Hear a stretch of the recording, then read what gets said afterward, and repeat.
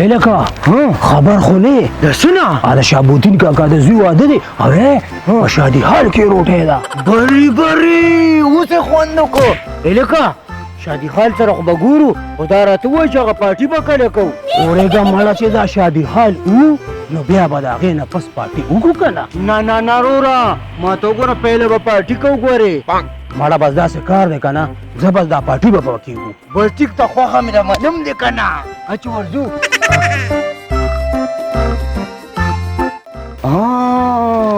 اورېږه رینګ ورته کومه دا خو داسې شوم پړق شانتې دي هسې نه بیا راله پیسې نه راکوي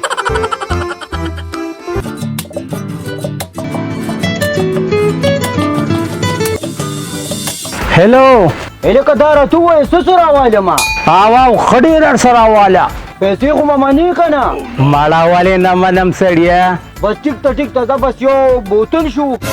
او یو به ورسره پاپړ هغه څه دی مړه هغه کم پاپړ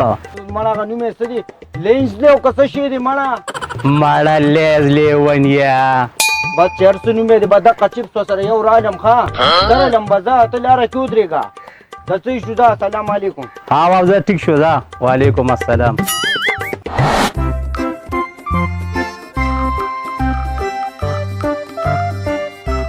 سلام علیکم وعلیکم سلام جلبلی راځه څه پکار دی یار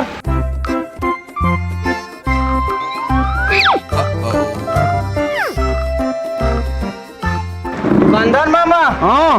دا د الوګانو دا پاپړ په څو دي دا په 500 په 500 هدا دا والا یو راله 500 والا بوتل هم راکړه ښه خو یو پیغام مګو داسې وای کنه چې بالکل برابر جلبلی دا پرېږده دا نه دی دا لښته دی نه د لرایلم هغلته نه د لرایلم راځه درکا دا وایله یخ بوتل مې درکو یو ګوتې هم راکړه وایله که نه یار ګوتې ډېرې خدای را سره خو کا سلام علیکم الو ماشاءالله څونه ښکلي پارک دی و دا ځای ټیک دی هغه له رنګ ورکوم چې راځه دلته مړه ماشاءالله والله چې ډېر ښکلي پارک دی که نه هلکه دا ځای بخي یار هله ګلانو که نه ډېره مزه کوي وای که نه دا ځای ډېر ښکلي دی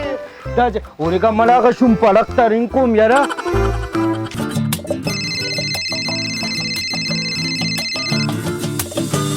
هلو هلکه کوم ځای کې مړه ته کوم ځای کې یا د خدای ظالمه زه دلته ګریزن پارک کې ما مړه زه په دې ور کې ولاړ یم یار څه شي ته په ور کې ولاړې نو راځه که نه زه درشم به دارې درلم ښه به دغلته وځکه درلم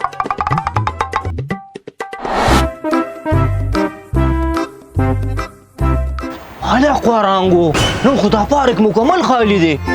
هله دا غوټه اچانه پاتې شوې ده هله ورځم چې وګورم چې څه دي پکې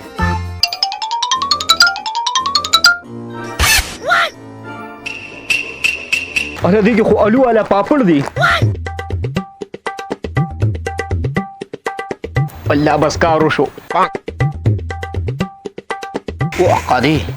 هلکه دا خو د وخته سره ډک راغلی دی ها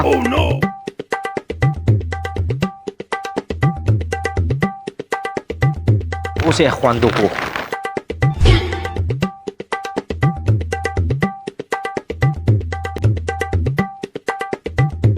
خدای دې ورسره خو کړي چې هر چا پرېښو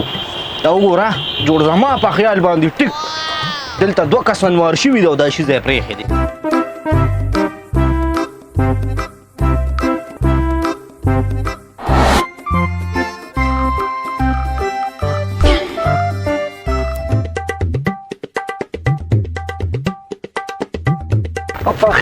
په خیر څنګه چل دی یار خیر دی ټیک ټاک هلکه خواره کړې څه کړه هلکه هغه هلته پرته ده یار چې ځان ور رسو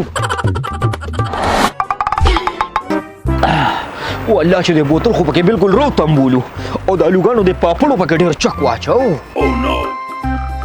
هلکه د تره نه مې دا موبایل لا پټ کړی که نه په دې به ځان لغه ټاک ټاک دغه نه هغه ډرامې هم پې جوړو هلکه دا څنګه چل دی یار भले मरगरी तर तमसो पखवारा ने दिली दली सो ها لیدلی مو خو په پردي خوراک نه ولدا ستاسو خوراکو سو نو ولې دا د چا خوراکو دا خو ستاسو خوراکو کو زما په نصیب کیو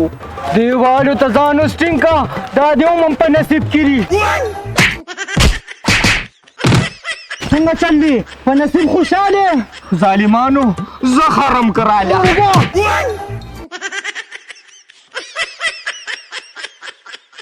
Tu fais bouger la tête.